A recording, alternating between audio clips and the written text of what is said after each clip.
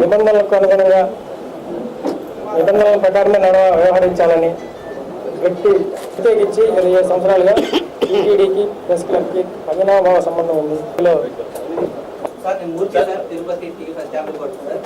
ఇప్పటికైనా సార్ ఇప్పటికే ఆ విమర్శలు ఎన్నో వినిపిస్తూ ఉన్నారు. సార్ ఎంపీ గోపాల్ సార్ మీడియాకి దూరంగా ఉన్నారని చెప్పి విమర్శలు నేపథ్యంలో ఇప్పటికే మాకు ఆ ప్రెస్ క్లబ్ వాళ్ళు ఏర్పాటు చేసిన మీటింగ్ ప్రెస్ కార్యక్రమం వచ్చిన ఎలక్ట్రానిక్ మీడియా తరఫున మీకు చెప్తా ఉన్నాం సార్.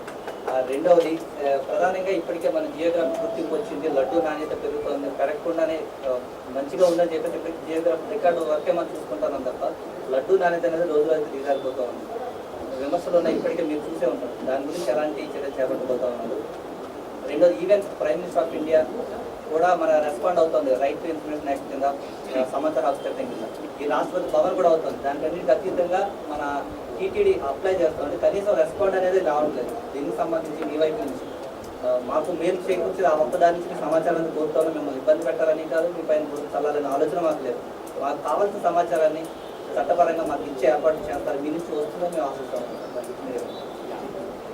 ఇప్పుడు లడ్డూ గురించి జియోగ్రాఫికల్ ఇండికేటర్స్ యాక్ట్ 1999 ప్రకారం రిజిస్టర్ చేయడం జరిగింది.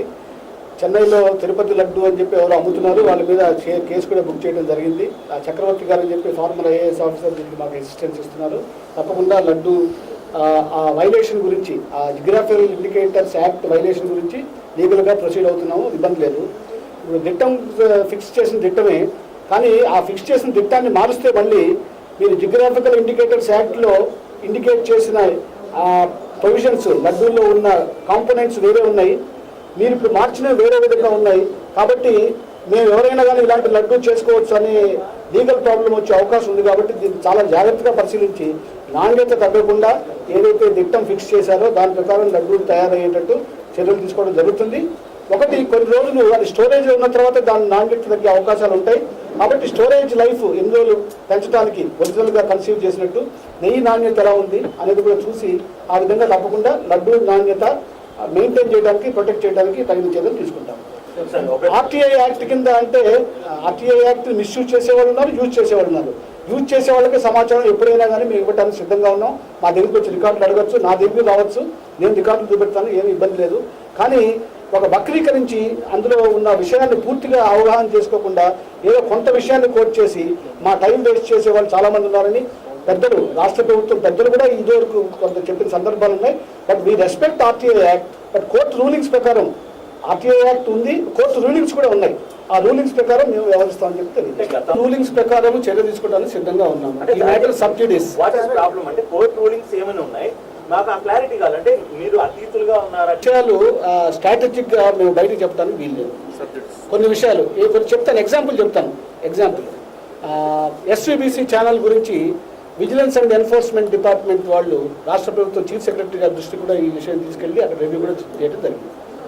టీటీడీలో ఇంటర్నల్గా విజిలెన్స్ ఉన్నప్పుడు విజిలెన్స్ అండ్ ఎన్ఫోర్స్మెంట్ డిపార్ట్మెంట్ వాళ్ళు వచ్చి ఎస్వీబీసీ రికార్డులు తీసుకునే అవకాశం కానీ అవసరం కానీ ఉందా అనే ప్రశ్న ఉత్పన్నమైనప్పుడు మేమేం చెప్తామంటే, మాది ఇంటర్నల్ విజిలెన్స్ మాకుంది, ఏదైనా తప్పులుంటే మాకు చెప్పండి, మేమే ఎంక్వైరీ చేస్తాము, మాకు చేత కాకపోతే మేమే బయట విజిలెన్స్కి అప్పగిస్తాము అనే స్టాండ్ టీటీడీ తీసుకోవాలి. అంతేగాని తప్పులు జరుగుతున్నాయి బయట వాళ్ళు వచ్చి ఎంక్వైరీ చేయమని మేము చెప్పకూడదు. ముందు మేము కన్విన్స్ కావాలి. సో ఆ విధంగా ఆర్టీఐ యాక్ట్ ఇంప్లిమెంట్ చేయాలా వద్దా, మనం ఏ వ్యూ తీసుకోవాలని ముందు ఎలాంటి ప్రశ్నలు వస్తున్నాయి, ఆ ప్రశ్నలు ప్రాపర్ యూజ్ గురించా ఇంప్రాపర్ యూజ్ గురించా అనేది మేము విశ్లేషించి దానికి టాక్టికల్ స్టాండ్ తీసుకోవాల్సిన అవసరం ఉంటుంది. ఆ టాక్టికల్ స్టాండ్ తీసుకునే భాగంలో ఎప్పుడైనా మేము చెప్పొచ్చు ఆర్టీఐ యాక్ట్ మాకు అప్లై కాదు. That doesn't mean that RTI act is not respected, we respect. కానీ దానివల్ల అల్టిమేట్ ఎఫెక్ట్ కానీ అవుట్పుట్ కానీ అవుట్కమ్ కానీ ఏది ఉంటుందని ఆలోచించి దీర్ఘకాలంలో ఇప్పుడు నిర్ణయం తీసుకోవాల్సింది స్ట్రాటజిక్ థింకింగ్లో భాగం అది. అంతేగాని సింపుల్గా అడిగి సింపుల్గా సమాధానం చెప్పే ప్రశ్న కాదని నేను మనకు చేసుకుంటాను. చిన్న దానికి సంబంధించిన ఆహారంలో కూడా మీరు చెప్పిన దాని ప్రకారం మీ డిపార్ట్మెంట్ ఏం చెప్తుంది?